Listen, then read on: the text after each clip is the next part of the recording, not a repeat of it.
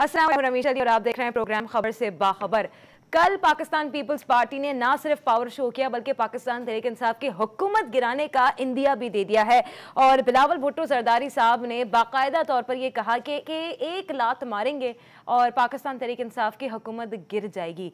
लेकिन क्या इस एक लात में इतना असर होगा और क्या हुकूमत गिराने की ज़रूरत है भी या नहीं, इन तमाम मामलात पर आज हम बात करेंगे। अगर पाकिस्तान पीपल्स पार्टी को टफ टाइम दिया जा रहा है, पाकिस्तान पीपल्स पार्टी के लिए मामलात मुश्किल हो रहे हैं, तो क्या पाकिस्तान पीपल्स पार्टी जानबूझकर अपना बदला निकालेगी या पाकिस्तान पीपल्स पार्टी जानबूझकर हुकूमत गिराने की साजिश करेगी? और क्या ये वाकई में साजिश है या नहीं, और आखिर क्या होगा इस धमकी का असर, तो इस पर बात करेंगे आज के शो में। उसी के साथ साथ हमने एक और बड़ी अहम खबर देखी और बहुत ही दिलचस्प खबर है ये कि हुकूमत के इत्तेहादी मुत्तहिदा कौमी मूवमेंट पाकिस्तान, उनके साथ जो उनकी मोहब्बत के सिलसिले हैं वो बहाल होना शुरू हो गए हैं। क्योंकि जब हमने देखा शुरुआत में कि पाकिस्तान तहरीक इंसाफ और मुत्तहिदा कौमी मूवमेंट पाकिस्तान के दरमियान नज़रियाती मसाइल पैदा होने लगे और हमने देखा कि इत्तेहादी होने के बावजूद भी मुत्तहिदा कौमी मूवमेंट पाकिस्तान के साथ जो वादे किए गए पाकिस्तान तहरीक इंसाफ की जानिब से उन्हें पूरा नहीं किया जा सका, तो काफ़ी जो है वो दूरियाँ पैदा होना शुरू हो गई थी और एक खला सी पैदा हो गई थी सिंध में। पाकिस्तान पीपल्स पार्टी जिसका वेटेज काफ़ी गेन कर रही थी, लेकिन अब इमरान खान साहब ने कह दिया है कि इतनी मोहब्बत बढ़ चुकी है हमारे दरमियान के हो सकता है आने वाले इलेक्शन हम साथ लड़ें। तो अब देखना यह है कि जहां पर पाकिस्तान तहरीक इंसाफ सिंध में एक ग्राउंड गेन करने की कोशिश कर रही है, सिंध में पाकिस्तान पीपल्स पार्टी को कमज़ोर करने की कोशिश कर रही है, वहाँ MQM का क्या किरदार रहेगा। तो आज का हमारा शो मोर और लेस इन्हीं तमाम मामलात के हवाले से रिवॉल्व करेगा और साथ ही साथ ज़रा महंगाई के हवाले से भी बात कर लेंगे, क्योंकि हफ्ते की शुरुआत भी हमने इसी टॉपिक से की थी और हम चाहेंगे कि हफ्ते का इख्तिताम भी इसी टॉपिक के हवाले से करें और देखें कि इस पूरे वीक में क्या डेवलपमेंट्स हुई हैं। तो सबसे पहले मैं तारुफ कराती चलूँ, कराची स्टूडियो में मेरे साथ मौजूद है सीनियर सहाफ़ी मंसूर खान साहब, बहुत बहुत शुक्रिया मंसूर खान साहब, और उन्हीं के साथ साथ राशिद हुसैन साहब भी मेरे साथ मौजूद हैं, बहुत बहुत शुक्रिया आप दोनों के वक्त का। सबसे पहले बात करते हैं राशिद हुसैन साहब से। राशिद साहब, रोज़नामा बशारत में खबर शाया हुई है और आसिफ अली जरदारी साहब ने कहा है कि आसिफ अली जरदारी साहब ने भी कहा है और बिलावल भुट्टो साहब ने भी ये कह दिया है वाज़ेह तौर पर कि हुकूमत गिराने का वक्त आ चुका है। क्लिपिंग आपने देख ली है, क्लिपिंग में रोज़नामा बशारत के बिल्कुल फ्रंट पेज पर जो खबर शाया की गई है एज अ लीड इस हवाले से बताया गया है। हमने एक इस हवाले से एक रिपोर्ट भी बनाई है, रिपोर्ट आपको दिखाते हैं फिर इस पर बात करेंगे।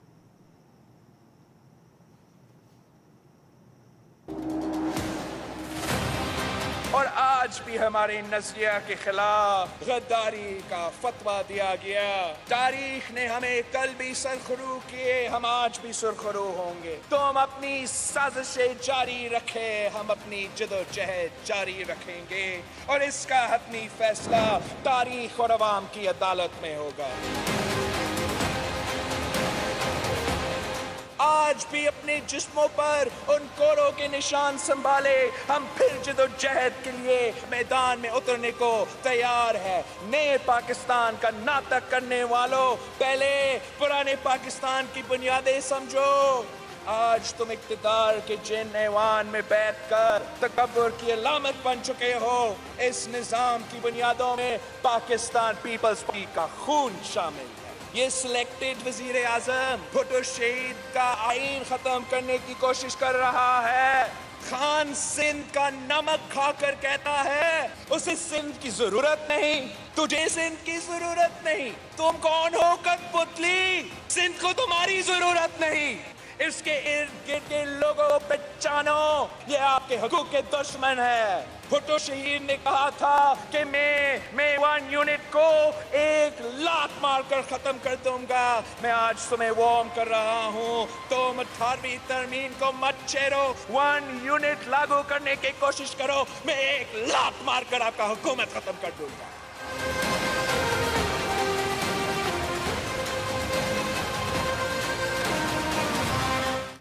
बहुत जोश में कहा है कि 1 लात मार के हुकूमत ख़त्म कर दूंगा और 1 यूनिट की अगर हुकूमत आती है तो लात मारेंगे, वरना वैसे इन्होंने नहीं कहा है कि अभी मौजूदा हुकूमत को लात मारी जाएगी। ये एक बड़ा थोड़ा आम कॉन्सेप्ट था जो लोग समझ रहे थे कि मौजूदा हुकूमत को मारेंगे, लेकिन मेरे ख्याल से 18वीं तरमीम और 1 यूनिट से इनको असल मसला है। हुकूमत है, उसे गिराने के लिए किसी की ज़रूरत है या आपको किसी तहरीक चलाने की ज़रूरत है। माशाल्लाह से हुकूमत ने खुद इतने बेहतरीन इक़दाम कर लिए हैं। काबीना में जिस तरह की रिफ्ट है, जिस तरह से इमरान खान साहब एक दिन एक बात करते हैं, अगले दिन यू टर्न ले लेते हैं, फिर यू टर्न लेने के बाद वो कहते हैं तो यू टर्न तो अच्छे होते हैं।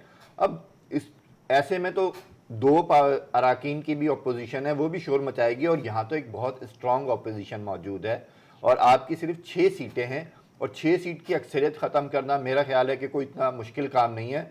लात मारने की बात तो बहुत दूर की बात है। अगर मेरे ख्याल से सारी अपोजिशन एक जगह जमा होकर तेज आवाज में बात भी करे तो मेरे ख्याल से हुकूमत गिर सकती है। इतनी मजबूत हुकूमत नहीं है। आपके कहने का मतलब है कि अभी हुकूमत को 1 साल भी मुकम्मल नहीं हो और गिरा देना चाहिए हुकूमत को, यानी कि ये जो मामलात अभी अंडरवे लग रहे हैं हमें, और बहुत सारे मामलात अभी उल्टे पुल्टे हैं मौजूदा हुकूमत के कुछ ना समझ में आने वाले फैसलों की वजह से, तो आपके कहने का मतलब ये कि हम हुकूमत को गिरा दें?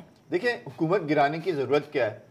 खुद वजीर आजम कह रहे हैं कि भाई मैं हुकूमत नहीं चलाना चाहता, मुझसे हुकूमत नहीं चल रही। आपके वजीर आजम ने कई दफ़ा कहा ऐसी सूरत हाल है, हम दोबारा रीपोलिंग की तरफ जाने का सोच रहे हैं। जब आपका वजीर आजम खुद चाह रहा है तो अपोजिशन क्यों ना आगे बढ़ेगी और हुकूमत को गिराएगी? अच्छा, लेकिन उनका तासुर ये तो नहीं था कि हुकूमत को गिरा दिया जाए या फिर हुकूमत को ख़त्म कर दिया जाए। इमरान खान साहब की गुफ्तगू का अगर हवाला ले लें, लेकिन उनकी गुफ्तगू को एक ये रंग भी देने की कोशिश की गई थी कि 1 यूनिट की हुकूमत लाने की कोशिश की जा रही है, यानी कि सदारती निज़ाम लाने की कोशिश की जा रही है, और उसके पीछे भी एक बहुत बड़ा मकसद है जिसके बाद फिर अपोजिशन की ज़रूरत नहीं रहेगी। तो असल मसला क्या है, क्या इशू है इस वक्त? देखिए, मसला ये है कि बहरहाल कहीं ना कहीं कोई ऑब्जेक्टिव जो है वो मौजूद है कि मतलब इतनी ज़्यादा जो है वो अनसर्टेनिटी होने के बावजूद जो है वो हुकूमत जो है वो उसके नाखून नहीं ले रही है। रेगुलर बुनियादों पे जो इक़दाम किए जा रहे हैं, जितने सारे मसाइल का सामना है, इस सारी सूरत हाल में हुकूमत का चलना जो है वो मतलब हुकूमती अरकान को भी जो है वो बहुत मुश्किल लग रहा है। बल्कि कल शेख रशीद साहब एक जगह इंटरव्यू दे रहे थे और उन्होंने जो है वो इस बात की निशानदेही करी कि अगर ये सारी सूरत हाल होती तो मैं कभी जो है वो हुकूमत बनाने का मशवरा नहीं देता।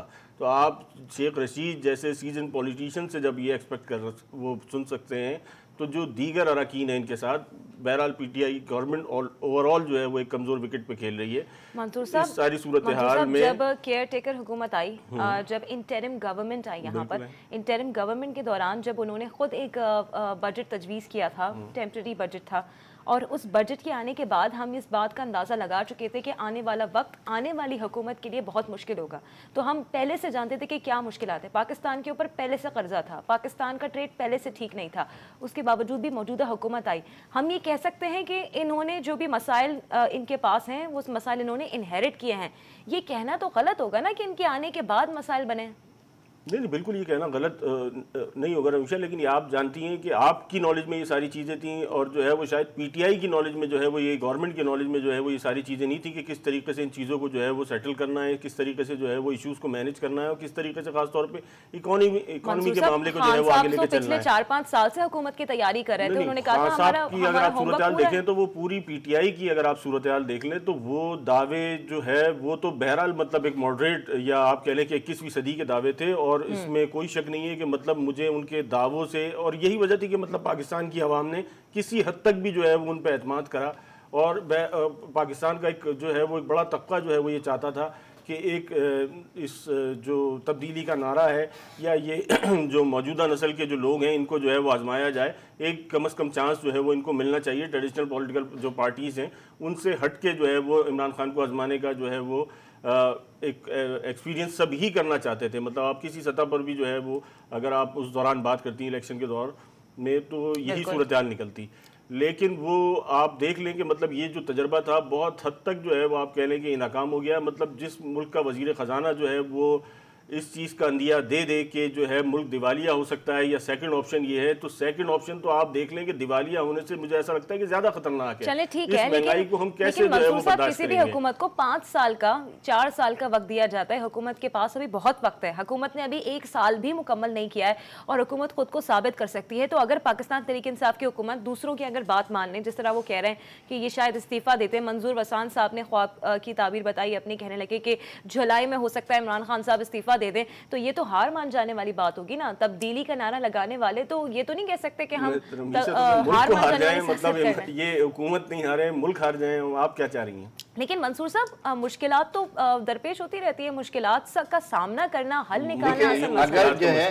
आप एक बड़ा इवेंट खेलने जा रहे हैं, मैं क्रिकेट की टर्मिनोलॉजी में बात करता हूं, तो उसकी प्रिपरेशन करते हैं, पूरी टीम बनाते हैं, पूरा जो है आप ये देखते हैं कि अगर ये खिलाड़ी अनफिट हो गया तो इसका मुतबादिल ये खिलाड़ी होगा। आपने 21 साल आप कहते हैं आपने जद्दोजहद की, 21 साल में आपने जो टीम बनाई वो तो आपने अचानक उसको जो है आपने फारिग कर दिया, और फिर अचानक जो है नए लोग आ गए आपकी पार्टी में और उनको आपने इलेक्टेबल कह के मुंतखब करवाया और आप इलेक्शन जीत के हुकूमत तो बना लिया आपने, लेकिन आपका जो नज़रिया था, आपका जो फ़लसफ़ा था, आपकी पार्टी से जो लोगों को तवक्कुआत थी वो कहीं गायब हो गई।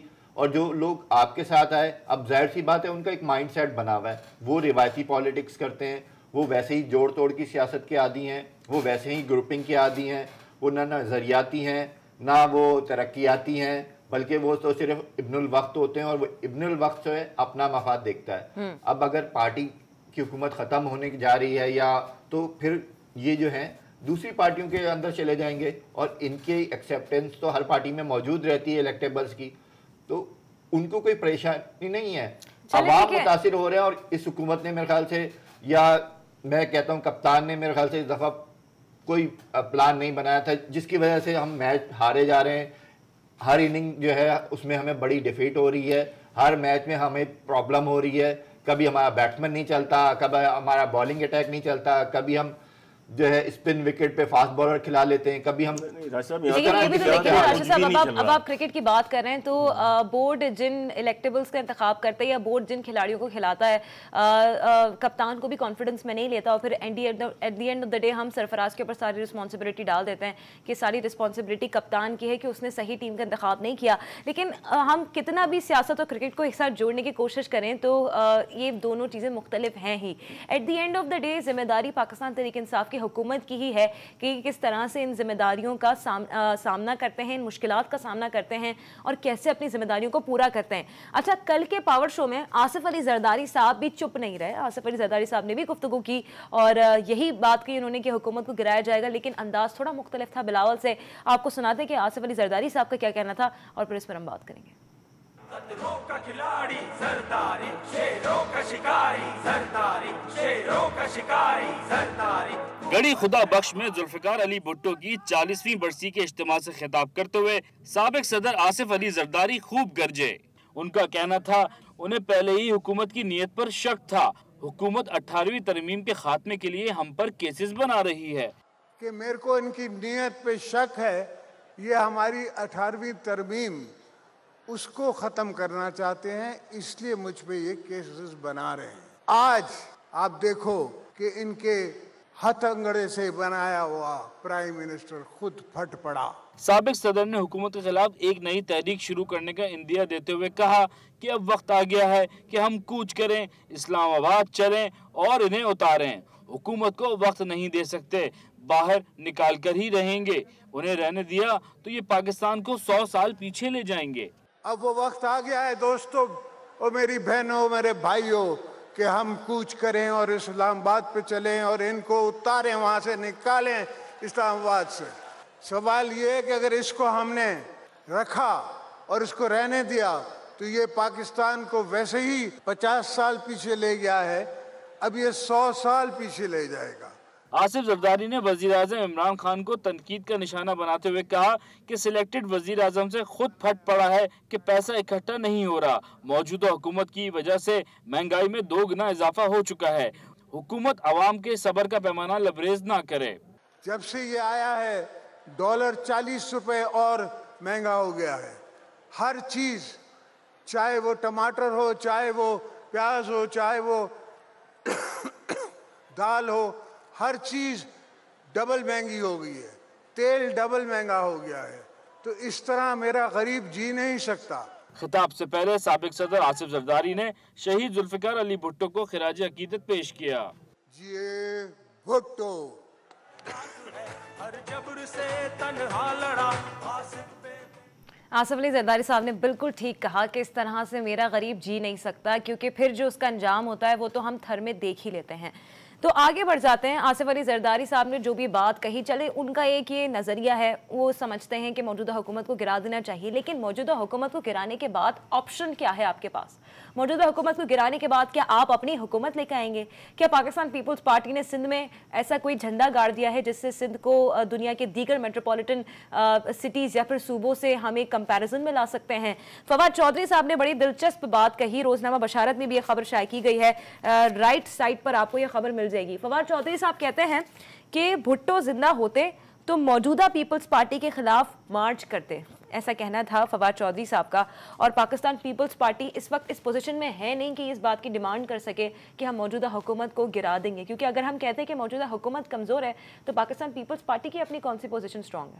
मुझे देखिए, मेरा ओपिनियन जो है शायद जो है वो इससे कुछ मुख्तलिफ है, और मैं समझता हूँ कि इस वक्त हुकूमत चाहती है कि जो है वो अपोजिशन की तरफ से ऐसी कोई ड्राइव शुरू हो और हमारी जो है वो इस मसलों से जो है क्यों चाहती है? नहीं, आप देख लें ना, किसी सतह पर भी जो है वो, आप इकोनॉमी देख लें, आप जो है वो इसके अलावा जो दीगर इशूज़ हैं उनको देख लें, किसी सतह पर भी हुकूमत जो है वो अपनी पार्टी को मैनेज नहीं कर पा रही है, इस वक्त हुकूमत को मैनेज नहीं कर पा रही है। रोज़ जो है वो BNP मैंगल को जो है वो, इनको जो है वो उसके साथ इशूज़ को जो है वो सेटल करने के लिए बैठना पड़ता है। रोज़ जो है वो आप देख लें कि मुस्लिम लीग ख़ाफ के साथ जो है वो बैठ के उनकी डिमांड्स पूरी करनी पड़ती है। के साथ मामला तो बेहतर हो गए, हम खबर भी करेंगे अभी। तो MQM तो बेचारी इस पोजीशन में है कुछ इतने सालों से कि वो तो ना किसी डिमांड की पोजीशन में है, ना किसी नेगोशिएशंस की पोजीशन में है, और तो यकीनन ऐसे आदमी जो है वो हर किसी को जो है वो नफीस लगता है, और वो इस वक्त जो है वो सबसे ज़्यादा नफीस जो है वो, मतलब ये वही MQM है जो, मतलब इससे ज़्यादा मस्त चेहरा जो है वो पाकिस्तान में किसी का नहीं था। आज जो है वो सबसे ज़्यादा नफीस चेहरा जो है वो इमरान खान साहब को जो है वो MQM का लग रहा है। तो नहीं, खालिद मकबूल हैं तो नफीस आदमी है। नहीं, वो बिल्कुल खालिद मकबूल साहब बहुत से नफीस आदमी है। मुत्तहिदा कौमी मूवमेंट पाकिस्तान में, हम जरा इसको भी खोलते हैं थोड़ी। नहीं, वो बिल्कुल अपनी जगह सही है, लेकिन मतलब हुकूमत जो है वो मैनेज नहीं कर पा रही है। मतलब क्यों आपको क्यों ऐसा लगता है कि हुकूमत चाह रही है कि ऑपोजिशन के जरिए, मतलब ये एक बहुत इंपॉर्टेंट बात आपने कही, क्योंकि और भी लोग, अगर आप देखें कि इंटेलेक्चुअल्स के हलकों में आप बैठे और आप जरा बातचीत करें उनसे, तो वो यही कहेंगे कि मौजूदा हुकूमत खुद चाह रही है कि इनका तख्ता पलटा जाए और ऐसा हो जाए कुछ के सदारती निजाम आ जाए। शायद मजलूमियत का फायदा लेना चाह रहे हैं कि हमारी हुकूमत चलने नहीं दी गई, शायद ये चाह रहे हैं कि अवाम की सिंपैथी मिल जाएगी, क्योंकि अभी तो अवाम मेरे ख्याल से जो जिस तरह से उन्होंने चीखें निकाली हैं, जिस तरह महंगाई बढ़ी है, जिस तरह से आप डिलीवर नहीं कर पाए, जिस तरह से आप वादे पूरे नहीं कर पाए, अब चीखें बहुत ज़्यादा बुलंद हो गई हैं, और मेरे ख्याल से चीखें कैश करवाने के लिए इब्नुल वक्त भी आ गए। अब वो चीखें कैश कराएंगे और हुकूमत अल्लाह करे बच जाए या ना बचे, लेकिन अवाम बच जाए, पाकिस्तान बच जाए। कैसे बचेगा पाकिस्तान? कौन बचाएगा पाकिस्तान को? कोई ऑप्शन है हमारे पास पाकिस्तान तहरीक इंसाफ की हुकूमत के अलावा? हम नवाज शरीफ साहब के खानदान के साथ सियासत करके तो देख चुके हैं, उनको हुकूमत हमने सौंप के देख ली, हमने देख लिया कि क्या होता है भाई, उनकी अपनी खुद की जेबें भर जाती हैं, उनके अकाउंट्स भर जाते हैं। आसिफ अली जरदारी साहब की हुकूमत को भी चले मौका देकर देख लिया, उसमें भी कोई खास इन्होंने महंगाई कम नहीं की, शरह नमू में इजाफा नहीं हुआ, बल्कि बेनज़ीर भुट्टो के दौर की भी अगर मिसाल ले लें तो आप अच्छी तरह से जानते हैं कि IMF का प्रोग्राम पाकिस्तान पीपल्स पार्टी के ही दौर में शुरू हुआ था और वहीं से ही उस रिवायत को रखा गया था। तो इस वक्त ऑप्शन क्या है आपके पास PTI के अलावा? किसकी हुकूमत लेकर आएंगे आप? ये तो जवाब नहीं मिलता ना इसी का। नहीं, इसका जो है वो बिल्कुल जवाब है, जो पाकिस्तान की आवाम जो है वो जिसको जो है वो मुंतखब करना चाहे वो करे, लेकिन PTI की सूरत हाल ये है कि वो जहांगीर तरीन और जो है वो शाह महमूद कुरैशी के मसलों से बाहर नहीं आई है। वो हुकूमत जो है वो कहाँ चलेगी? और जो हुकूमत जो है वो आप देख रहे हैं कि जो है वो 2-4-6 घंटों में जो है वो इतने सैकड़ों में जो है वो डिसीजन ले लेती है, और सूरत हाल जो मंजर आम पर है वो तो उससे अक्सर मुख्तलिफ है। मंसूर साहब, क्या मसले हैं? सिर्फ और सिर्फ एक प्रेस कॉन्फ्रेंस में बात कर देने से कोई हुकूमत का पहिया तो नहीं जाम हो गया?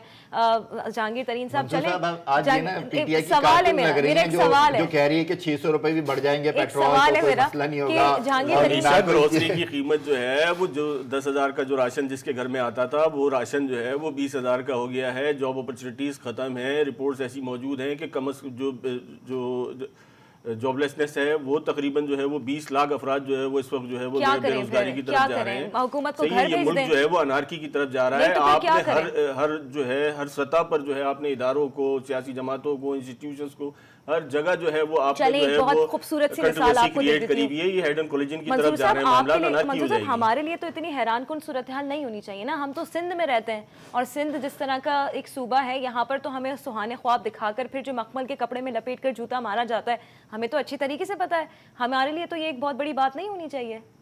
नहीं, बिल्कुल बहुत बड़ी बात यकीनन नहीं है, लेकिन अभी जो जिस सिनेरियो में हम लोग देख रहे हैं या जो है इस वक्त पूरा पाकिस्तान देख रहा है, वो सिनेरियो जो है वो पाकिस्तान के लिए बहुत ज़्यादा नुकसानदेह हो सकता है। देखिए, हमें जो है वो सच बोलना चाहिए, थोड़ा बहुत ही सही, लेकिन पाकिस्तान में जो है ना वो इकाई वाली सूरत हाल है नहीं। ये कौम किसी एक पेज पे नहीं है, ये कौम जो है वो कौम बनती हुई नहीं नज़र आ रही है। ये कौम मुख्तलिफ मजहबी सतह पर अगर आप देख लें तो मुख्तलिफ जो है वो चीज़ों में बटी हुई है, सियासी सतह पर देख लें, लैंग्विस्टिक बुनियादों पर देख लें, ये कौम की मंजर जो है वो पेश नहीं कर रही है। ये मसले शुरू से नहीं है, ये मसले गुज़िश्ता चंद बरसों में जो है वो बहुत ज़्यादा जो है वो एक्सप्लॉइट हुए हैं और उनको जो है इन्होंने जो है वो बहरहाल अपनी एक पोजीशन जो है वो गेन करी है, क्योंकि वो कल्चर ही ख़त्म कर दिया गया। एक कौम वाला जो कल्चर था, इलाकाई सतह पर, ज़ुबान की सतह पर जो है वो डिवीज़न जो है वो पाकिस्तान में होना शुरू हुआ और उसके तदारुक के हवाले से किसी ने कोई काम नहीं करा। लोगों ने अपने अपने कार्ड्स जो है वो ज़ुबान की बुनियाद पे, मजहब की बुनियाद पे खेलना शुरू करे और ऐसी बहुत सी बड़ी बड़ी सियासी जमातें भी थी। कल ऐसी एक सियासी जमात का हमने पावर शो भी देख लिया है, जिसको अपनी इसी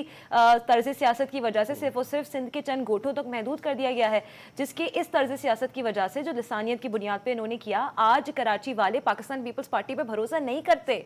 पाकिस्तान पीपल्स पार्टी वाले सिर्फ सिंध के कुछ चंद गोठों तक महदूद होकर रह गए। ये मैं नहीं कह रही हूँ, ये हकीकत है मंसूर साहब। देखिए, चंद गोठों की ना बात करें, सिंध असेंबली में जितनी उनकी अक्सरियत है, जिस तरह से वो सिंध में लगातार जो है आवाम के वोट लेके आते हैं, जिस तरह इस दफ़ा पंजाब में पिछले इंतखाबात के मुकाबले में उनकी कारकर्दगी थोड़ी बेहतर आई। पिछली दफ़ा तो 600 वोट भी नहीं मिले थे इनको, लेकिन इस दफ़ा कुछ हलकों में उन्होंने 6000, कुछ हलकों में 16000, कुछ हलकों में 10,000 वोट लिए। तो आप ये देखें कि ग्रेजुअली उनकी कारकर्दगी अवाम में दोबारा मकबूलियत में शायद किसी न किसी हद तक इजाफा हुआ है। सब पीपल्स पार्टी को सिंगल आउट करना मेरा मकसद नहीं है। मेरा मकसद है कि पूरे पाकिस्तान की जो सूरत हाल है, ओवरऑल जो हमारा कल्चर है वो अब जो है वो तब्दील हो गया है, और जो सियासत हो रही है वो जो है वो इसी बुनियाद पे हो रही है, ज़बान की बुनियाद पे हो रही है, सेक्ट की बुनियाद पे हो रही है।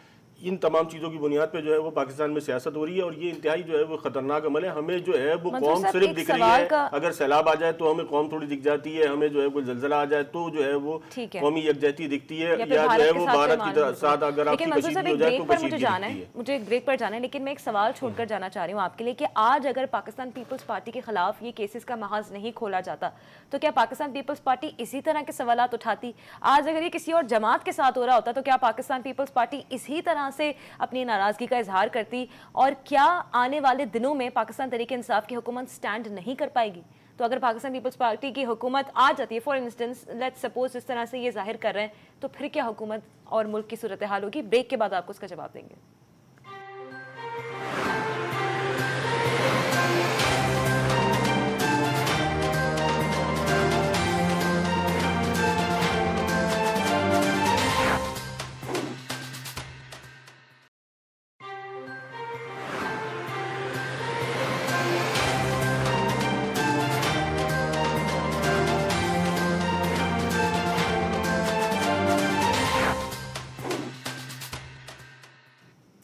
Welcome back after the break. आप देख रहे हैं प्रोग्राम खबर से बाखबर। रोजनामा बशारत में एक और बड़ी ज़बरदस्त और दिलचस्प खबर लगी है, और ये है बिल्कुल एज अ सुपर लीड, आप उसको देख सकते हैं।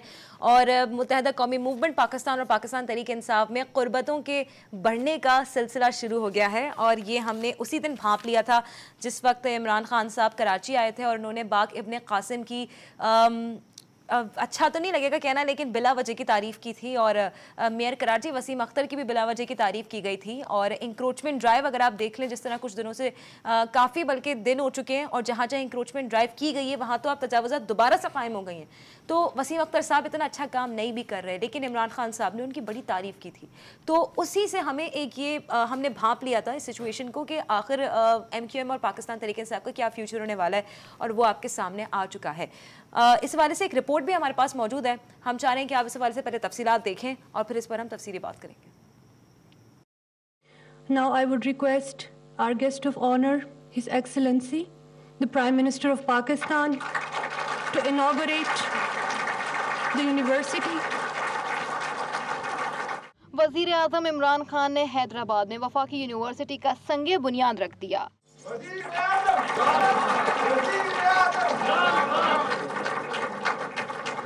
तकरीब से खिताब में वज़ीर आज़म ने MQM के कन्वीनर डॉक्टर खालिद मकबूल सिद्दीकी को मुखातिब करते हुए कहा कि खालिद भाई बताइए, लोग यूनिवर्सिटी की मुखालफत क्यों कर रहे हैं? पता नहीं, मुझे बाद में खालिद भाई आप बताना कि क्यों लोग एक यूनिवर्सिटी को अपोज कर रहे हैं। क्योंकि अगर कोई किसी जगह पे भी यूनिवर्सिटी बनती है, आप अगर उसकी मदद नहीं कर सकते, आप अपोज तो नहीं उसे करेंगे, क्योंकि यूनिवर्सिटी हायर एजुकेशन तो बहुत इंपॉर्टेंट है पाकिस्तान के लिए।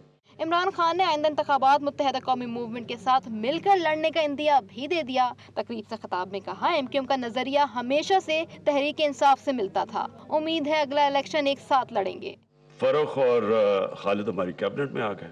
मैं तो नहीं दोनों को जानता था, तो हमें खौफ था। मैं क्या पता नहीं ये वो जिनकी बैकग्राउंड क्या है, कोई हमारी कोई बात मानी ना गई तो शायद बंदूक ही ना निकल जाए कैबिनेट पे, हम ये डरे हुए थे। लेकिन मैं आज ये कहता हूं कि इनसे ज्यादा यानी नफीस हमारे कैबिनेट मेंबर्स इन दो से ज्यादा थे। इंशाल्लाह अगला इलेक्शन लगता है हम इकट्ठे ही लड़ेंगे। अब वजीर आजम का ये भी कहना था कि आला तालीमी याफ्ता दीनी स्कॉलर्स ही दुनिया में इस्लाम का सही तशख्खुस उजागर कर सकते हैं। कोई यहाँ से इंटेलेक्चुअल हमारी ऐसे माइंड्स ही नहीं है जो कि मगरब को जवाब दे सकते। हमारे दीनी लोग हैं, लेकिन दीनी लोगों की कैपेबिलिटी नहीं है वहां जवाब देने की जो यहाँ है। अब मौलाना फजल रहमान क्या जवाब देंगे अगर बाहर से कुछ हो? लेकिन अगर आपके पास यहाँ सही माने में स्कॉलरशिप हो, आपके पास सही रिसर्च की हुई हो, प्रोफेसर्स हो, वो बोल सकते हैं, वो बताएं तो सही दुनिया को। इमरान खान का कहना था कि बिलावल भुट्टो टीवी पर प्रोग्राम और पार्लियामेंट में अंग्रेजी में तकरीर करते हैं। अंग्रेजी बोलना एहसास कमतरी का इजहार है। मुल्क की 90% आबादी अंग्रेजी नहीं समझती। ये रिवायत को हमें डिस्करेज करना चाहिए। वो इसलिए कि हम लोगों को कॉम्प्लेक्स देते थे, अपने लोगों को, जो आप लोगों को जब अंग्रेजी नहीं पढ़ाते, हमारे बच्चे स्कूलों में जो उन्होंने नहीं पढ़ी हुई, देहात में हमारी 60-70% कौम है नहीं जानती अंग्रेजी, हम क्यों उनको कॉम्प्लेक्स दे रहे हैं कि जनाब ये पढ़ा लिखा हो तो अंग्रेजी बोलना चाहिए। वजीर आजम ने सुहावा में सूफीज़म और साइंस की तालीम के लिए अल-कादिर यूनिवर्सिटी बनाने का ऐलान भी किया। यूनिवर्सिटी में सीरत तैयबा पर खुसूसी तहकीकात भी कराई जाएंगी। अच्छा, खान साहब इतनी मासूमियत से इतनी बातें बोलते थे कि हमें समझ ही नहीं आता इसके ऊपर किस तरह से रिएक्ट किया जाए। खान साहब ने पहले तो बड़ी मजे की ये बात की कि खालिद मकबूल और फ़ारूक नसीम हमारी कैबिनेट में आ गए। मतलब आपने कैबिनेट का इंतखाब नहीं किया तो फिर किसने किया है? क्योंकि फिर बिलावल कहते हैं कि आप कठपुतली हैं, और अब किसी और ने अगर इंतखाब किया है कैबिनेट का तो फिर ये एक बहुत बड़ा सवालिया निशान है। एक तो ये चीज़, दूसरी ये चीज़ कि MQM पाकिस्तान में इतनी मेहरबानियाँ क्यों, आखिर वजह क्या है? मंसूर साहब बताएंगे हमें। जी मंसूर साहब। हमेशा मेहरबानी तो जो है वो मेरे ख्याल में जो है वो मुझे इसमें कोई खास ऐसी नहीं देखी। बहरहाल MQM का जो है वो बहुत अरसे से जो है वो ये इशू था कि हैदराबाद में या मिलना भी बहुत मेहरबानी है, बहुत बड़ी, बिकॉज़ MQM काफी हार्ड टाइम से वज़ीर आज़म का जो है वो इस तरीके से MQM का जो है वो ये इंप्रेशन रद्द कर देना कि ये गन पॉइंट पे काम नहीं करते थे, तो मेरे ख्याल में तो जितना कुछ 3-4 साल में या 5 साल में पाकिस्तान में कराची में हमने देखा है, इसका मतलब है कि वो सारी सूरत हाल जो है वो मुख्तलिफ थी। जीरो कर दिया खान साहब ने। तो ये तो मतलब जो कैबिनेट में किसी दिन गोलियां चल जाएंगी, मतलब जब ये इतने नफीस लोग थे, और इससे पहले जो है वो खान साहब भी उसी परसेप्शन के साथ चला करते थे जो परसेप्शन जो है वो हमने देखा। तो क्या पूरी MQM खान साहब ये भी अगर क्लियर बता दें कि पूरी MQM नफीस है या जो है? मासूमियत चेक करें आप खान साहब की, इसी मासूमियत पे तो अब आप बोलते हैं ना कि खान साहब को क्यों सपोर्ट नहीं लेकिन देखें आप खान साहब को ना कहे मेरे कप्तान को इतना भी ना बुरा भला बोले आप लोग। वो देखें MQM वाले भी बड़े 18+ नारे लगाया करते थे। मेरा सवाल है बुरी बुरी बातें किया करते थे। यहाँ पर आपने बड़ी ज़ूमानी बात कर दी है 18+ नारों की, लेकिन मेरा सवाल है ये कि खान साहब को पहले नहीं मालूम था कि खालिद मकबूल सिद्दीकी और फ़ारूक नसीम की कैपेबिलिटी क्या है, और इन्होंने कैसे फिर इनको अपनी कैबिनेट में शामिल कर लिया ये सोचे समझे बगैर कि आखिर ये कैबिनेट में क्या इनपुट देख सकते हैं? जो है वो मेरे ख्याल में सोचना समझने का जो है वो कोई मसला ही नहीं है शायद इनके साथ। जो दिल चाहे, जहाँ दिल चाहे, जैसे दिल चाहे आप बोल दें। नहीं देखें मंसूर साहब PTI पे कुछ बहुत ज्यादा हाथ आ रहे हैं, लेकिन काबीना में अगर उन्होंने कहा कि आ गए तो इसका मसला ये होता है कि आपने इत्तेहाद MQM से किया, MQM ने डिसाइड करना था कि वो काबीना में किसे भेजेगी। MQM की एक हिस्ट्री है, MQM की एक हिस्ट्री है। MQM जो है वो एक लेबल जो है वो, मतलब आप अगर MQM का नाम अगर आप 100 दफ़ा पढ़ते हैं तो उसमें 70 दफ़ा जो है वो मिलिटेंट विंग के साथ आता है, MQM के दहशतगर्दों के नाम साथ आता है, चाहे उसमें मुख्तलिफ एक्शंस की बात हो। और ये लेबल जो है वो MQM के साथ जो है वो पिछले कई दहाइयों से जो है वो सिलसिला चला आ रहा है। अगर खान साहब इसको मजीद क्लियरिफाई कर देते कि ये खालिद मकबूल सिद्दीकी ये सिर्फ 2 आदमियों की बात हो रही है या MQM की बात हो रही है, तो मेरे ख्याल में जो है वो बहुत बेहतर होता। खान साहब का मसला कराची में जो है बेनजीर साहबा तो जाके हाथ की बनी हुई हलीम भी खा चुकी हैं और फिर नवाज शरीफ जाके उनके साथ दही बल्ले भी खा चुके हैं। तो मेरे ख्याल से सिर्फ इमरान खान को इस पे तनकीद का निशाना बनाना भी कोई खास हुकूमतों में यकीनन ऐसा होता है, लेकिन खान साहब ने बहुत ज्यादा इसको जो है वो क्लियर जो है आप देखेंगे कट करके जो है उन्होंने एक चीज को मतलब एक्सप्लेन किया कि पहले वो इतना डर रहे थे कि कोई गनी ना निकल आए कैबिनेट में और उसके बाद उन्होंने बताया कि ये इंतहाई नफीस है। तो मेरा ख्याल है इसको मजीद क्लेरिफाई होना चाहिए। बिल्कुल। और रही बात इलेक्शन की मुस्तकबिल में, मंसूर साहब कॉलर है, उनको ले लेते हैं। कौन साहब और कहाँ से बात कर रहे हैं? अस्सलाम वालेकुम। जी वालेकुम अस्सलाम। रियाज खान बोल रहा हूँ, मॉडल कॉलोनी कराची। जी रियाज खान साहब क्या कहना चाहेंगे? बस जी बात यह है कि अब तो हंसी आने लग गई है कि अपने मफाद के लिए जो है कुछ भी कोई कुछ भी कर सकता है और कुछ भी कह सकता है। बात यह है कि अब अवाम का जो एक मैं समझता हूँ कि अवाम ये समझती थी कि शायद कुछ हो जाए, शायद कुछ हो जाए।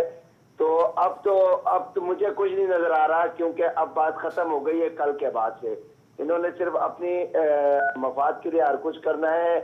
बात यह है कि जी अब आप देख रहे, मैं कहीं बैठा हुआ था तो आपको मैं एक खबर दे दूं कि वो कहने लगे कि डॉलर 170 रुपए तक जाएगा। तो मैंने जब एक बंदे से बात की तो उसने कहा 500 रुपए तक जाए, हमें कोई फर्क नहीं पड़ता। मैंने कहा भाई खुदा को मानो, तुम्हें तो कोई फर्क नहीं पड़ता। एक मिनट, रियाज खान साहब वो पीटीआई का सपोर्टर तो नहीं था कहीं? बहुत फर्क पड़ता है। वो पीटीआई का सपोर्टर तो नहीं था कहीं जिसने 500 का बोला? जी बिल्कुल, वो सब मैं हैरान और परेशान हूँ कि पता नहीं क्या होता जा रहा है। क्योंकि भाई कहने का मकसद है कि लोग जो है वो खुदकुशियों की तरफ जा रहे हैं। लोगों के गैस के बिल, बिजली के बिल, पानी के बिल, फिर अपने कहते हैं जो सबसे बड़ी बात है मैंने जिंदगी में नहीं देखा, सोशल मीडिया पे आप उठा के देख लें कि एक दवाई की कीमत जो है वो 200 रुपए थी, आज वो कीमत 400 रुपए है। भाई हमारे पास, हमें जो है ना सिर्फ और सिर्फ आम आदमी को, उसको जो है ना उसका बच्चा स्कूल पढ़ने के लिए चला जाए, उसको सिक्योरिटी मिले। सेकेंडली उसके पास इलाज के लिए इतने पैसे होने चाहिए कि वो नजला जुकाम और खांसी की, अब तो पैराडाल की गोली भी बहुत मुश्किल हो गई है। भाई अब तो एक चीज आसान हो गई है कि वो अल्लाह ना करे, मैं कहना नहीं चाहता, लेकिन अल्लाह ताला इस मुल्क पर रहम करे। रियाज खान साहब आपने 92 का वर्ल्ड कप नहीं देखा? बिल्कुल, चलें रियाज खान साहब आपकी राय हम बिल्कुल शामिल करते हैं यहाँ पर। और महंगाई पर हम बिल्कुल बात करने लगे थे, लेकिन हमने कहा कि एमक्यूएम और पीटीआई की ज़रा रिलेशनशिप की बात करने फिर उस जाने पाएंगे। लेकिन अब मेरे ख्याल से किसी के सियासी मफाद से ज़्यादा लोगों को जो परेशानी का सामने उस पर बात करना बहुत ज़रूरी है। महंगाई ने लोगों का जीना बहुत मुश्किल कर दिया है, बहुत जीना दुभर कर दिया है। रोज़नामा बशारत में भी ये खबर लगी है, आप देख सकते हैं, बिल्कुल खबर ये फ्रंट पेज पर लगी है। और इस खबर में कहा जा रहा है कि पेट्रोल की कीमतें बढ़ने के बाद, एलपीजी की कीमत बढ़ने के बाद अब जो है वो बिजली की भी निर्ख में, बिजली की भी कीमतों में इजाफा कर दिया गया है। आपको इसकी क्लिपिंग भी दिखा देते हैं। 81 पैसे फ़ी यूनिट इजाफा कर दिया गया है और सार्फिन पर 5 अरब 20 करोड़ रुपए का इजाफी बोझ पड़ेगा। इजाफा फरवरी की फ्यूल प्राइस एडजस्टमेंट की मद में किया जाएगा। ये तो वही बात हो गई कि आपके पास पैसे नहीं हैं, आप अपने दोस्तों के साथ जाकर कहीं पे खाते हैं और आपने रायता मंगवाया है सिर्फ 20 रुपए का, लेकिन सबने बड़ी महंगी महंगी चीज़ें मंगवाई हैं। फिर उसके बाद इक्वली जो है वो बिल को डिवाइड कर दिया जाए और उनके मज़े और उनकी लग्जरीज़ के पैसे आपको पे करने पड़े। तो अब सूरत हाल कुछ इसी तरह से बन गई है। इस पर एक रिपोर्ट भी हमारे पास है, तमाम तफसीलात उसमें मौजूद हैं कि आया महंगाई के बाद लोगों के क्या तासुरात हैं, कहाँ कहाँ इजाफा किया गया है और कितना इजाफा किया गया है। तो रिपोर्ट देखते हैं और फिर इस पर बात करेंगे। नेपरा ने सीपीपीए को बिजली महंगी करने की दरख्वास्त दी। दरख्वास्त में फ्यूल प्राइस एडजस्टमेंट की मद में बिजली के नरखों में 1 रुपए 23 पैसे फी यूनिट इजाफे की तजवीज दी गई थी। फरवरी के दौरान पानी से 22.77% बिजली पैदा की गई, कोयले से 17.46%, गैस से 23.85% और दरामदी LNG से 16.79% बिजली पैदा हुई। हुकूमत की जानिब से बिजली सार्फिन पर पहले फ्यूल प्राइस एडजस्टमेंट की मद में 50 अरब रुपए का इजाफी बोझ डाला जा चुका है और अब दोबारा बिजली की फी यूनिट कीमत 81 पैसे बढ़ा दी गई, जिससे सार्फिन पर मजीद 5 अरब 20 करोड़ रुपए का इजाफी बोझ पड़ेगा। बिजली की कीमत में इजाफे का इतलाक आइंदा माह से होगा और यह इजाफा फरवरी की फ्यूल एडजस्टमेंट की मद में आइंदा बिलों में वसूल किया जाएगा। नेपरा का कहना है कि गैस की कीमतों में इजाफे से 3 अरब रुपए का इजाफी बोझ पड़ा है। फरवरी के दौरान रेफरेंस फ्यूल लागत 3 रुपए 97 पैसे फी यूनिट रही, जबकि बिजली की तकसीम कार कंपनियों को फराहम की जाने वाली बिजली की फी यूनिट 5 रुपए 20 पैसे थी। अच्छा, इसमें एक छोटा सा और काफ़ी मतलब छोटा सा पॉजिटिव सा एक एलिमेंट ये भी है कि इलेक्ट्रिक के जो सार्फिन हैं उन पर इन नर्ख का जो है वो इतलाक़ नहीं होगा, लेकिन के इलेक्ट्रिक के सार्फिन पर वैसे ही इतना बोझ है। तो अब जब नेपरा का भी बोझ अगर ये उठाने लगे तो फिर पता नहीं कि इलेक्ट्रिक के सार्फिन का क्या होगा।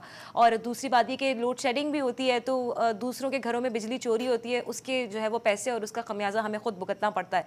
लेकिन आखिर महंगाई की सूरत हाल में जो हम ये इस वक्त पूरी जो सूरत हाल चल रही है, मंसूर साहब क्या आपको ऐसा नहीं लगता कि हमेशा जिस तरह से महंगाई का एक तूफ़ान आता है किसी भी दौर में हुकूमत की आप बात करने, पाकिस्तान पीपल्स पार्टी के दौरे हुकूमत में आए या नून लीग के या फिर मौजूदा दौरे हुकूमत में, हम भूल जाते हैं हमेशा कि हम पहले भी इसी तरह से बोलते रहें। हमें तो ऐसा लग रहा है कि पहली मरतबा महंगाई हो रही है मुल्क में। नहीं रमेशा, मुझे तो ऐसा लग रहा है कि जो है वो जो अभी मौजूदा सूरत हाल है आप उसमें जो है वो पीटीआई को इस हद तक जो है वो जस्टिफाई कर रही हैं इन तमाम चीज़ों को, जैसे मेरा ख्याल है पीटीआई वाले ख़ुद भी शायद नहीं कर पा रहे हों। तो सूरत हाल जब जिस मुल्क का वज़ीर ख़जाना जो है वो अपने मुंह से कह दे कि जो है वो हम दिवालिये की तरफ जा रहे हैं, तो इस सारी सूरत हाल में जो हम बाकी चीज़ों को देख रहे हैं उसमें तो हम अनारकी की तरफ जा रहे हैं। मतलब हर सतह पर हर जो है वो महाज पर जो है आप एक कशीदा सूरत हाल से दो चार हैं। और उसके बाद जो है वो वज़ीर आज़म किसी फोरम पे अगर तकरीर करते हैं तो आपने देख लिया वो इतने लाइटर मूड में, बजाय ये कि एक अपॉर्चुनिटी थी, एक मौका था, एक फोरम था, वो बताते कि इसके पीछे क्या ऑब्जेक्टिव्स हैं और अगर ये इस तमाम सूरत हाल से निकलने में हमें कितना टाइम लगेगा और इन तमाम मुश्किलात को आवाम को अगर फेस भी करना है तो किस हद तक फेस करना है। यहाँ तो ग्राउंड रियलिटीज़ तो बिल्कुल डिफरेंट हैं। ग्राउंड रियलिटीज़ तो ये है कि ये जो इस वक्त इन्फ्लेशन है ये लोगों को खुद जो सुसाइड रेशो है उसको इतनी तेज़ी से ऊपर ले जाएगा अभी कुछ अरसे में कि जो मेरा ख्याल है गवर्नमेंट के लिए जो है वो उसको जो है मेंटेन करना उसको बहुत ज़्यादा मुश्किल हो जाएगा। तो यहाँ पर तो बिल्कुल मुश्किल जो है वो सूरत हाल है, क्योंकि ना तो आप देखें किसी सतह पर भी जो स्टेबिलिटी जो है वो हमें नहीं नज़र आ रही है। मंसूर साहब आपको माशी सतह पर देख लें, सियासी सतह पर देख लें। मुस्तफ़ा कमाल साहब का उस वक्त दौर था और वो कराची के मेयर थे उस टाइम पे, और कराची का स्ट्रक्चर ही पूरे तौर पे तब्दील करने की उन्होंने कोशिश की। और मुख्तलिफ जगहों पर जो आज पुल बने हुए हैं, जो ब्रिजेस बने हुए हैं, मुख्तलिफ जगहों पर जो स्ट्रक्चर्स बने हुए हैं, तो जब उनको बनाने की बारी आई, मुस्तफ़ा कमाल साहब अगर हमारे साथ होते तो वो बड़ा इस बात का क्रेडिट ले लेते।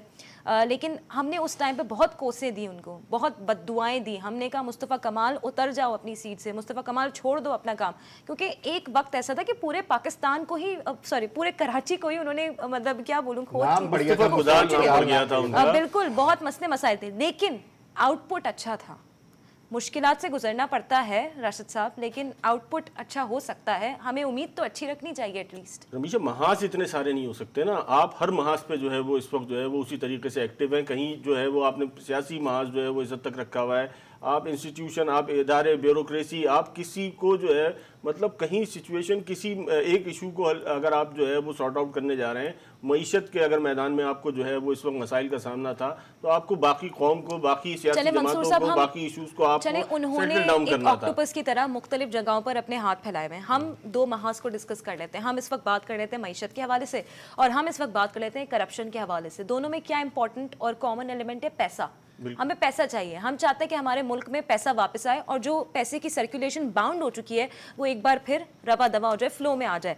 जब करप्शन का पैसा मुल्क में वापस नहीं आएगा और ये जो बड़े बड़े करप्ट लीडर्स हैं जिनके ऊपर केसेस चल रहे हैं और फिर बेल के लिए ये बीमार हो जाते हैं, इनसे जब तक पैसा वापस नहीं लेंगे तो मुल्क में कैसे पैसा आएगा वापस? देखिए, छापा जो है ना, आप चोर को पकड़ने के लिए डालें या आप किसी भी वजह से छापे के लिए अगर पुलिस आती है ना तो लोग खौफजदा हो जाते हैं। इसी तरह जब नैब बहुत ज़्यादा एक्टिव हो जाती है ना तो फिर जो लोग जायज़ कारोबार कर रहे होते हैं, जो लोग सरमायाकारी का सोच रहे होते हैं, जो लोग कोई मंसूबा बनाने का सोच रहे होते हैं, वो भी घबरा जाते हैं और सरमायाकारी रुक जाती है। इस तरह के जो आप एंटी करप्शन आपने इवेंट बनाए हुए हैं, देखिए पूरी दुनिया में कहीं ना कहीं एक सिस्टम होता है जिसके तहत करप्शन को रोका जाता है। आप करप्शन तो रोकते नहीं हैं, करप्शन हो जाती है, फिर उसके बाद आप 6 साल बाद, 10 साल बाद आपको ख्याल आता है कि ये करप्शन आपने नहीं करने देनी थी, फिर आप करप्ट लोगों को पकड़ते हैं, लेकिन करप्शन रोकने का कोई निजाम नहीं बनाते। ठीक है, लेकिन करप्शन को खत्म करने का निजाम तो बनाना पड़ता है ना कभी कभी।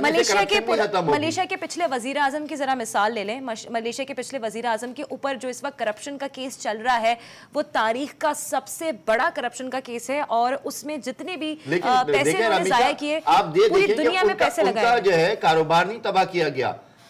ठीक है, साबिक वजीर आजम के खिलाफ केस चल रहा है, लेकिन उन्होंने जो बिजनेस शुरू किए, जो उन्होंने इदारे बनाए, जो अपना कारोबार किया, कहीं ऐसा नहीं हो कि कोई ताला लेके पहुंच गया और उनको ताले लगा दिए हो। वो कारोबार चल रहा है। उनकी कोशिश ये थी कि महातीर साहब की कि वो कारोबार बंद ना हो, वो सिस्टम बंद ना हो। यहाँ पे आप सबसे पहले कारोबार बंद करते हैं। जब नैब किसी के खिलाफ कार्रवाई करने जाती है ना, तो उसका ऑफिस सील कर देती है, उसकी फाइलें ले जाती है, उसके अकाउंट बंद कर देती है, उसका कारोबार खत्म कर देती है। अभी आप देखें खानानिया कालिया के खिलाफ कोई सबूत नहीं आया, वो एक कारोबार कर रहे थे, जायज नहीं कर रहे थे आपके ख्याल में, लेकिन अब वो बाइज्जत बरी हो गए। ठीक है, अच्छा करने की जरूरत है। कन्वेक्शन रेट जो है वो आपका जीरो ही है। मंसूर साहब, हमारे साथ शाहिद कुरैशी साहब मौजूद हैं, जी न्यूज़ के नुमाइंदे हैं और काफ़ी गहरी नज़र रखते हैं इन तमाम मामलात पर। अब चूंकि ये खबर हमने शामिल की है कि एक और बड़ी तब्दीली आ चुकी है और LPG और पेट्रोल के बाद बिजली भी महंगी कर दी गई है।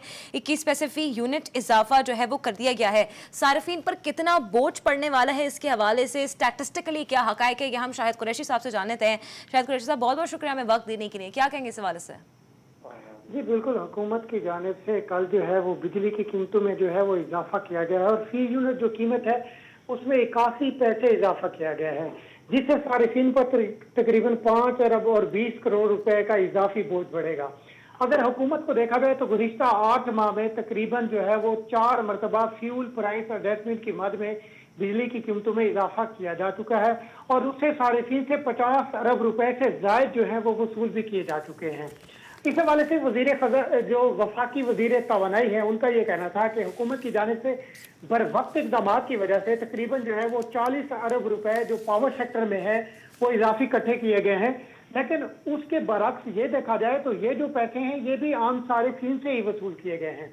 उनमें उनका ये कहना है कि ये जो पैसे हैं ये हम पावर सेक्टर के गर्दिशी कर्जा में इस्तेमाल करेंगे और इसके अलावा बिजली चोरों के खिलाफ भी कार्रवाइयाँ जारी हैं और उन कार्रवाइयों से भी 40 अरब रुपए से जायद जो है वो वसूल किया जा चुका है। लेकिन ओवरऑल अगर पावर सेक्टर की सूरत हाल को देखा जाए तो वो उतनी बेहतर नजर नहीं आती।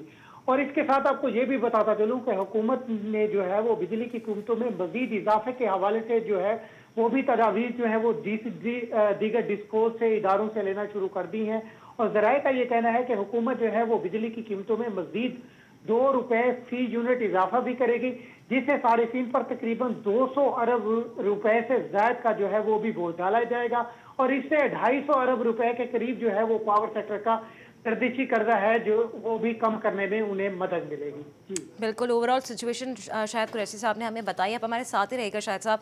एक और बड़ी अफसोस वाली खबर मैंने देखी रोज़नामा नवाए वक्त में, ज़बान भी लड़खड़ाने लगी अब तो महंगाई की बात करते हुए। एक और बड़ी अफसोसनाक खबर है, लिखा है कि दालें, चावल, चीनी, मिर्च के निर्ख बढ़ गए हैं और आटा 5 रुपये पर थैला महंगा करने का जो है वो फ़ैसला कर लिया गया है। और जिस तरह बिजली की कीमतों में इजाफे की हमने जो डिटेल्स थी वो शायद कुरैशी साहब से सुनी, और ये अशिया खुरुनोश हैं, ये आम तौर पे इस्तेमाल होने वाली चीज़ें हैं जो हर घर में इस्तेमाल होती हैं, जिसके बगैर हमारा गुजारा मुमकिन नहीं है। इन पर भी अब 5-5 रुपये बढ़ा दिए जाएंगे तो हमेशा यही असल में जो सिचुएशन है वो अलार्मिंग इसीलिए है कि ये सिलसिला जो है इसके तदारुक के हवाले से गवर्नमेंट की तरफ से ताहाल जो है वो ऐसे कोई प्रिवेंटिव मेजर्स जो है वो नहीं नज़र आ रहे कि ये सिलसिला रुकेगा। मतलब स्पेकुलेशंस यही हैं कि जो है वो डॉलर 170 पे चला जाएगा। जब डॉलर 170 पे जाएगा तो अल्टीमेटली सोना जो है वो 80 जो है वो 1000 रुपये जो है वो तोला हो जाएगा। ये और ये बाकी अकोमोडिटीज जो है ये तमाम जो है ये सब चीज़ें इंटरलिंक है एक दूसरे से। किरायों में इजाफा होगा, गैस में इजाफा होगा, बिजली में इजाफा होगा, डॉलर अगर डॉलर 170 तक पहुँच जाता है, आज डॉलर 140 से बढ़ चुका है, 141 या 44 चले 144। ये भी बड़ी आपने आज की आम खबर सुना दी है मुझे, क्योंकि हम तो जहन में ये बना के बैठे हैं पर्सपेक्टिव के 141 या 42 तक शायद जाए और फिर चलती रहती है। मतलब वो सारा लेकिन मंसूर साहब 170 तक अगर डॉलर पहुंच जाता है या 160 तक अगर डॉलर पहुंच जाता है तो बहुत ही मुश्किल सूरत हाल हो जाएगी। यही है ना, यही चीजें जो है वो पैनिक कर रही हैं हमारे जो कहने का मकसद है या जो हलकों में हम आवाज़ सुन रहे हैं वो आवाज़ यही है कि इतनी ज़्यादा चीज़ों को मतलब लोगों को कॉन्फिडेंस में लेके ये बहुत सारी चीज़ें की जा सकती थी, महंगाई भी की जा सकती थी, लेकिन उस सारी सूरत हाल में दीगर महाजों को जो है वो एक तरफ रख के जो है वो आप कौमी ख़जाने को किसी हद तक मजबूत कर लेते, नैरेटिव बिल्ड करके लोगों के अंदर ये कॉन्फिडेंस पैदा करके कि ये फॉर द टाइम बीइंग जो है या 2 महीने 3 महीने आपको जो है वो ये फेस करना पड़ रहा है। यहाँ जो नज़र आ रहा है वो ये नज़र आ रहा है कि गवर्नमेंट को, वज़रा को, सरकार को ये पता ही नहीं है कि जो है वो किस वक्त पे जो है वो क्या डिसीजन लेने हैं। अगर IMF का जो है वो के पास जाना था और ये डिसीजन लेना था तो अगर 6 महीने पहले ले लेते तो आज जो है वो सूरत हाल क्या होती।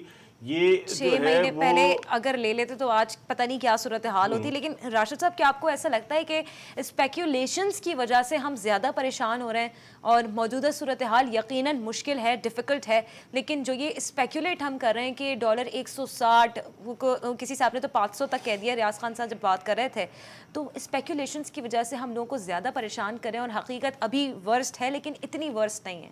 देखिए, सूरत हाल मैं नहीं कह सकता कि अच्छी है। हम सब इसी मुल्क में रहते हैं, हम सब इसी शहर में रहते हैं, हम सब दालें भी ख़रीदते हैं, चावल भी ख़रीदते हैं, घी भी ख़रीदते हैं। अब ये चीज़ें जो हैं इनमें से बहुत सारी ग़िज़ाई अजनास मुल्क से बाहर से आती हैं। दालें अक्सर अब मुल्क से बाहर से आती हैं, कई मसाले मुल्क से बाहर से आते हैं। तो डॉलर जब आपका उसकी कीमत बढ़ जाती है तो ऑटोमेटिकली इन चीज़ों की कीमत बढ़ जाती है। उसके बाद जब आप आवाम को रिलीफ नहीं देते और महंगाई फिर आप बिजली की कीमत में भी करते हैं, पेट्रोल भी बढ़ा देते हैं, पेट्रोल बढ़ाना पड़ेगा क्योंकि आपके यहाँ गैस से चल रही है और अब आपके पास गैस भी नहीं है, तो उसके लिए भी आप LPG और दीगर गैसेस जो हैं इम्पोर्ट कर रहे हैं और उसकी वजह से आपको बिजली की कीमत भी बढ़ानी पड़ेगी, गैस की कीमत भी बढ़ानी पड़ेगी। अब सूरत हाल ये है कि आपने एक फौरी तौर पर एक मंसूबा बनाना चाहिए था कि हमने सिर्फ मईशत बेहतर करनी है, ठीक है। उसके लिए आप जो कर सकते थे वो आपको करना चाहिए था। अब आपने क्या किया, आपके साथ कोई पॉलिटिकल पार्टी नहीं है, आपके साथ कोई इदारा नहीं है, आपके साथ ब्यूरोक्रेसी नहीं है, आपके साथ जो है दूसरे जो इदारे हैं वो भी अब मेरे ख्याल से नहीं है। तो इसका मतलब है इत्तेहादी भी काफी टफ टाइम दे रहे हैं हुकूमत चलाना। बोर्ड का फैसला जो है ना वो गलत हो गया है। चलें ठीक है, शायद कुरैशी साहब से भी अब बदल जाएगा तो मेरे ख्याल से लास्ट कमेंट में लेना चाह रही हूँ। कुरैशी साहब, आपने ही कुछ दिन पहले हम जब आपसे बात कर रहे थे, जी न्यूज़ में हम बात करते रहते हैं आपसे, आपने ही इस हवाले से हमें बताया था कि डॉलर हो सकता है 160 तक भी पहुंच जाए। तो क्या स्पेकुलेशन इस हवाले से जरा क्विकली बताइएगा ताकि फिर उसके बाद हम शो वाइंड अप कर सकें। Okay, I think there some problem with the connection, लेकिन कोई मसला नहीं। जिस तरह मंसूर साहब कहने लगे कि हमने शुरुआत में जब बात की तो कैबिनेट का इंतखाब बहुत ज़रूरी होता है और मसले मसाइल बहुत ज़्यादा हैं। छोटे छोटे कमेंट दोनों से ले लेते हैं, फिर उसके बाद प्रोग्राम का इख्तिताम करते हैं। मंसूर साहब। नहीं, मैं तो वो बिल्कुल आपकी बात पे कि जो बोर्ड का डिसीजन था ना टीम उतारने का, वो मेरा ख्याल है जो है वो गलत हो गया है। खुद किया जाता तो शायद बेहतर होता। जी राशिद साहब। देखिए, खैर जो भी है, लेकिन इक्तिसादी टीम में जिन लोगों को मुंतखब किया गया था उन पे एतराज़ हुए, फिर एक शख्स को आपने विड्रॉ किया, उसके बाद 4 मज़ीद लोग आपकी इक्तिसादी टीम से चले गए, उसके बाद फिर 7 लोग चले गए। तो आपने जो अपनी इक्तिसादी टीम बनाई थी वो तो अब आपके पास है नहीं। इस वक्त जो आपकी पूरा एक वज़ीर ख़जाना रह गए और 6-7 लोग रह गए। 49 लोगों की आपने टीम बनाई थी, अब आपके पास 13-14 लोग बचे हैं और वो जिन शोबों के माहिर हैं वो शोबे आपके लिए कोई काम नहीं कमेंट कहा था मैंने, लेकिन आपकी बात का क्रक्स आ चुका है और मौजूदा हुकूमत का भी मसला ये है कि ये लोग बात बहुत लंबी कर देते हैं पाकिस्तान तहरीक इंसाफ वाले, और अपना मौजूदा और जो सबसे इम्पोर्टेंट मुद्दा है वो सब लोगों के सामने नहीं रख पाते। और हम भी परेशान हैं कि आखिर महंगाई कहाँ तक जाने वाली है। तो मौजूदा हुकूमत से अपील ये है कि प्लीज़ प्लीज़ प्लीज़ महंगाई के हवाले से लोगों को ऑन बोर्ड लें और लोगों को कॉन्फिडेंस में लें और ये बताएं कि आने वाला मुस्तकबिल रोशन है, वरना लोगों को ऐसा लगेगा कि जलती हुई कढ़ाई में आप आवाम के हाथ डालना चाह रहे हैं। इसी के साथ साथ इजाजत लेंगे। आपका अपना बहुत ख्याल रखिएगा। मंसूर सर, राशिद, आपका बहुत बहुत शुक्रिया। पीर को मुलाकात होगी। अल्लाह हाफ़िज़।